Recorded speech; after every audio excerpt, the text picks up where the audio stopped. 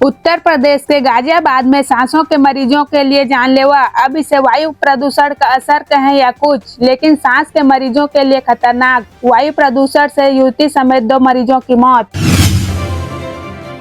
उत्तर प्रदेश के नोएडा में पिछले 24 घंटों में 7 लोगों ने अलग अलग मामलों में कथित तौर पर आत्महत्या कर ली। पुलिस मामलों की जांच कर रही है। मरने वाले लोगों की उम्र 12 से 57 साल बताया जा रहा है।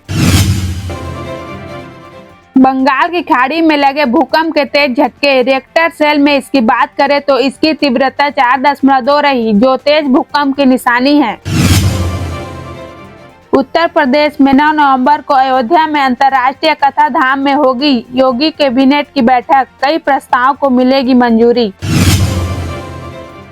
पंजाब के मुख्यमंत्री भगवंत मान सरकार ने पंजाब को दिवाली तोहफा दिया। व्यापारियों के लिए वन टाइम सेटलमेंट स्कीम तीर्थ यात्रा योजना को मंजूरी।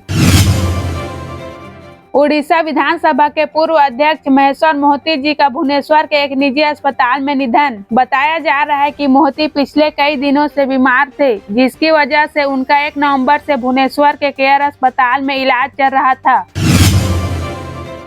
यूपी के 9 शहर वायु प्रदूषण की चपेट में है। गाजियाबाद, ग्रेटर नोएडा और नोएडा की एयर क्वालिटी डेंजर जोन में है। इजराइल में 1 लाख भारतीय श्रमिकों की मांग। हमास से जंग के बीच इजराइल को क्यों पड़ी 1 लाख भारतीय मजदूरों की जरूरत? आखिर क्या है नेतन्याहू का प्लान?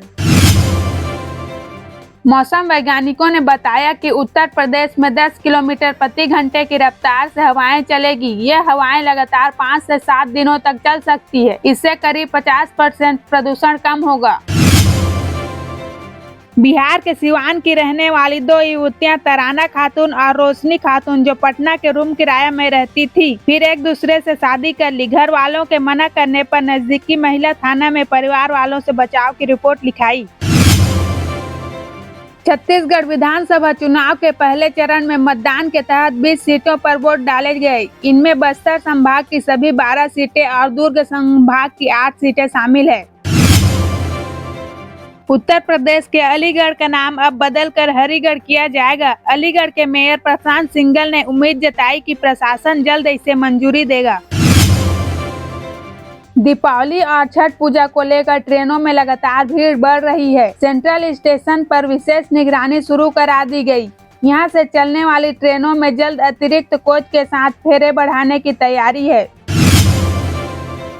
संयुक्त राष्ट्र ने गाजा पट्टी की स्थिति को हद से ज्यादा खराब बताते हुए वहां पर तत्काल युद्ध विराम की मांग की है। वैश्विक संस्था की स्वास्थ्य, शरणार्थी और मानव अधिकारों से जुड़ी एजेंसियों ने कहा कि गाजा में 1 महीने के दौरान इजरायली हमलों में 10,000 से ज्यादा लोग मारे गए हैं, जिनमें ज्यादातर महिलाएं और बच्चे हैं। Himachal Pradesh board of school education की ओर से कक्षा 5वीं व कक्षा 8वीं वार्षिक परीक्षाओं के लिए एग्जाम डेट जारी कर दी गई है। 28 नवंबर 2023 से 6 दिसंबर 2023 तक जाएगा। प्रधानमंत्री नरेंद्र मोदी मंगलवार को मध्य प्रदेश में चुनाव प्रचार किए। वे दोपहर 1:30 बजे सीधे प्रत्याशियों के समर्थन में जनसभा को संबोधित किए। उत्तराखंड में MBBS के छात्रों के लिए हिंदी मीडियम में पढ़ाई जल्द ही शुरू हो जाएगी। गृह मंत्री अमित शाह 10 नवंबर को इसकी शुरुआत करेंगे। प्रदेश के चारों ओर मेडिकल कॉलेज के छात्रों को फिलहाल मध्य प्रदेश के मेडिकल कॉलेजों में चल रही MBBS की किताबें उपलब्ध कराई जाएगी। राष्ट्रपति द्रौपदी मुर्मू 3 दिवसीय दौरे पर मंगलवार को उत्तराखंड पहुंचकर वह बद्रीनाथ धाम के दर्शन के साथ ही 9 नवंबर को राज्य स्थापना दिवस कार्यक्रम में मुख्य अतिथि के रूप में शामिल होगी। राष्ट्रपति के दौरे को देखते हुए शासन व प्रशासन ने तैयारियां पूरी कर ली है।